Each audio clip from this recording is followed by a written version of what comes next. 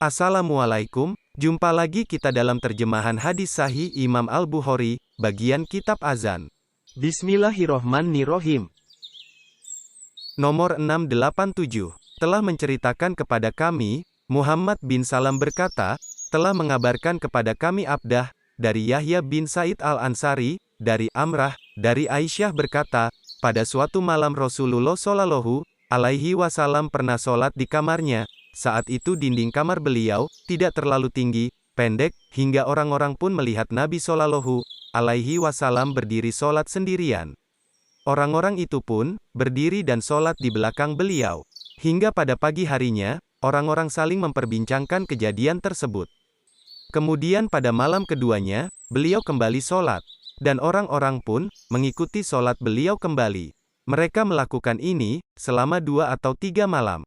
Hingga setelah malam itu, Rasulullah Shallallahu Alaihi Wasallam duduk di rumahnya, dan tidak keluar melaksanakan sholat seperti malam sebelumnya.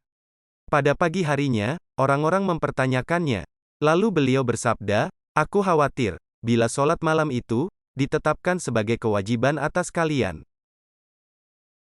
Nomor 688, telah menceritakan kepada kami, Ibrahim bin Al-Munzir berkata, telah menceritakan kepada kami Ibnu Abu Fudaik berkata, telah menceritakan kepada kami Ibnu Abu Zib, dari Al-Makburi, dari Abu Salamah bin Abdurrahman, dari Aisyah, bahwa Nabi Shallallahu Alaihi Wasallam memiliki tikar yang di waktu siang digelar, sedang pada waktu malam, dijadikannya seperti dinding, yang menutupi beliau dari orang lain. Saat sedang sholat, orang-orang berkumpul ikut sholat di belakang beliau.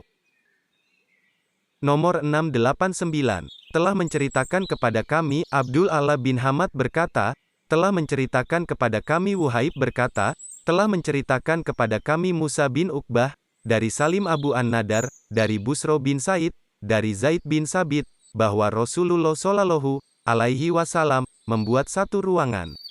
Busro berkata, aku menduga Zaid bin Sabit berkata, membuat tikar pada bulan Ramadan. Lalu beliau melaksanakan sholat malam, di kamar atau tikar tersebut, dalam beberapa malam. Kemudian para sahabat, mengikuti sholat beliau. Ketika mengetahui apa yang mereka lakukan, beliau pun berdiam di rumah. Setelah itu, beliau keluar seraya berkata kepada mereka, sungguh aku telah mengetahui, sebagaimana aku lihat, apa yang kalian lakukan. Wahai manusia, sholatlah kalian, di rumah-rumah kalian.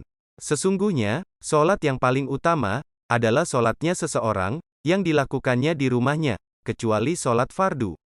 Affan berkata, telah menceritakan kepada kami Wuhaib, telah menceritakan kepada kami Musa, aku mendengar Abu An-Nadar, dari Busro, dari Zaid, dari Nabi Shallallahu Alaihi Wasallam.